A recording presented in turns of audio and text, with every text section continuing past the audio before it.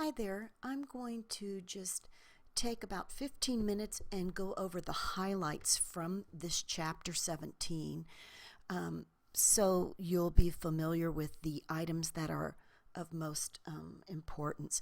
Now, the whole purpose of liability has really come about as a result of the scandals that happened in the late 1990s, early 2000s with Enron and WorldCom.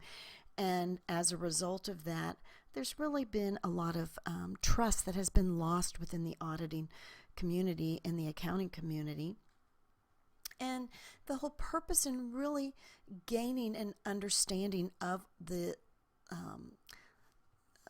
liability issues relate to the fact that truly the auditors have a contract when they choose to audit and a CPA a firm. The CPA firm that houses the auditors have a contract through what's called an engagement letter with the business, and that contract states that certain things need to be followed accordingly.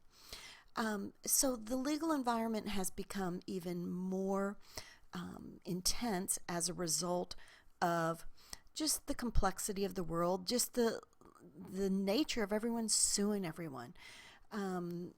Government has gotten more involved and required guidelines, and just as a result, the litigation has just skyrocketed. Now, a couple things have really increased the legal sue-happy environment, and we'll touch on this in the chapter, but one is a concept called joint and several liability. And that is a big issue which basically allows individuals, a plaintiff who feels wronged, to collect all the money from any of the potential defendants. So let's say that an investor has lost money from a company and the company's bankrupt. They may choose to just go after the CPA firm and collect all of their losses, and then it's the CPA firm's responsibility to go and sue the other potential defendants to help collect the money. It's known as a deep pockets theory. The one with the deepest pockets is the one they're going to sue. Now, with businesses becoming more and more complicated, global businesses, the internet computerized systems are just quite high tech, and then just transactions are becoming more complex. It makes it a little tougher for just the rigor involved in auditing certain firms. And then on top of all that, there's really pressure to get the return done on time, and in order to increase efficiency, sometimes that means fewer people, sometimes that means not trying to cut corners, but getting it done a little speedier, which can create some problems. So all important pieces of why our environment has become much more of a liability for auditors. Some users think that this unqualified opinion that CPA firms provide mean that it's like an insurance policy, nothing's wrong. And we know that's not the truth, but they don't always know that. And as a result, they can find an attorney who's willing to attempt to file a lawsuit. And based on attorneys, so many attorneys filing lawsuits based on a contingent fee, meaning they win, they get a percent of the pie. They lose, the plaintiff doesn't have to pay the attorneys anything. As a result of that, it just creates an environment where a lot of attorneys are just throwing stuff out and see what sticks.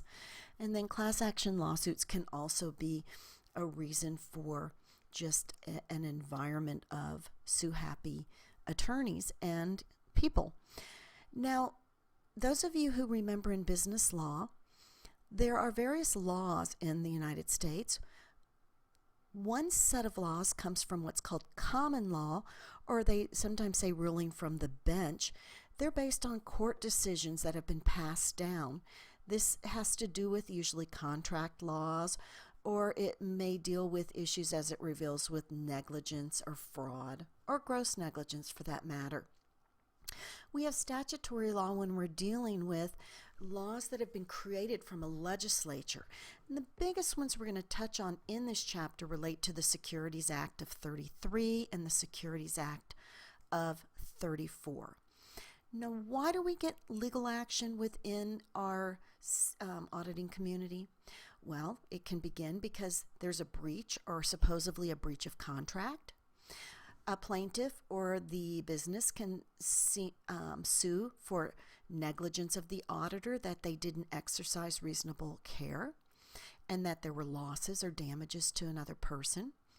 There's also something called gross negligence, failure to even exercise minimal care, which is considered reckless disregard of the truth. They don't mean to harm someone, but it happened. And then fraud is the huge, we call that the F word in auditing. It's intentional concealment and misrepresentation of facts. So it is intent to deceive. Be aware of fraud can become a criminal act, usually with negligence and gross negligence. Those aren't criminal acts. But this comes and plays out as a result of various legal steps being taken. Now, auditors are held responsible by clients and also by third parties that rely on those financial statements. This type of liability can happen due to contract law, contracts being made and broken, common law, ruling from the bench, previous court decisions that take precedence, and then statutory law, legislative initiated laws. So as we move on, when breach of contract is basically when one party believes that another has broken the contract, and usually the plaintiff or the business will sue because they believe the auditor didn't perform the contractual duty, which means maybe didn't get the report completed on time, could have violated confidentiality. They would state that there was a material error that the auditor did not find, or sometimes with auditors, let's just say that the business continues to stall on getting them the information they need. The auditor requests documentation and it continues to be delayed and stalled, and the auditor says, I can't even perform this audit because you're not cooperating with me. They determine to remove themselves from the audit. The business sues, and of course the auditor would come back and say it's your fault that I have backed out because you weren't cooperating. So as far as parties to the contract, they have to be parties involved in a contract to have breach of contract. So generally the business and the auditor. What happens when a judge or the courts rule that a breach was occurred? They can require specific performance. It's not real often they do this, but they can require that an act be completed. They can also grant an injunction, which basically stops an auditor from doing a certain act. Or, which is most common, is they provide recovery of damages, which generally has to do with money. Now, an auditor can come in, which would be the defendant, and say, whoa, what do you mean you're suing me? I followed the book in generally accepted auditing standards. I exercised the care I'm supposed to. I did everything according to the contract. So wait, you can't sue me. I did it professionally the right way. Or they can come in, like my earlier example, and say, no, buddy, you contributed to this issue. You were a cause in whatever the loss is. Or another thing that can happen is whatever the business is stating their losses are, it had nothing to do with anything the auditor did. So these are defenses an auditor uses in court to stand up for the potential suit. Now, this is an interesting piece here because you just can't go suing someone and win. There's got to be things that must be proven. So the plaintiff, or the business in this case, has to prove to the courts that a loss was suffered, and that loss that was suffered was due to relying on financial statements that were misleading.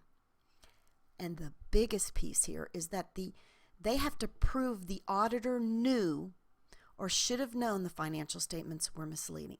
So all of the proof needs to come from the plaintiff, which is kind of difficult to win under this case.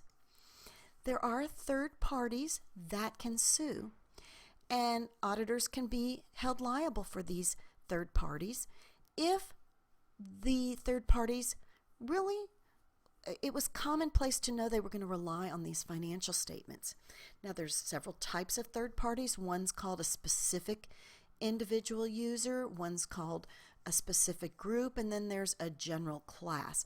Know that there's three groups, and the key here is foreseen users, while not individually known, belong to a specific group whom the auditor knows will use the financial statements. What would that be? Well, think of creditors, banks, think of potential investors, people that have a need for looking at those financial statements in order to make decisions. And if those financial statements could have been materially misstated, would that have changed their opinion in investing or lending money? So as we move on to important pieces, I want you to be familiar with the Securities Act of 33 and 34. The highlight here with the Securities Act of 33 relates to the fact that this act pertains to the issue of new securities. So there is such a high level of care that needs to occur when a company is becoming public, and the paperwork that they need to submit to the public include audited financial statements. And so in this scenario, if something is wrong, in this case, under the Securities Act of 33, the statutory law, the plaintiff who is suing needs only to prove that the financial statements were materially misleading. They don't need to prove that the loss was suffered as a result of it and that the auditors should have known that or knew that the financial statements were materially misleading. So it's really, when I say a risky endeavor, this Securities Act really places a lot of responsibility upon the auditors to make sure there are no materially misstatements in that audited financial statement. This is only for the companies that are issuing new securities to the public. Now, again, they don't need to prove reliance on the statement or that the auditor had misconduct. What's the auditor going to come in and say? They're going to prove they weren't materially misstated. And if the plaintiff had any damages, it wasn't to do with the statements.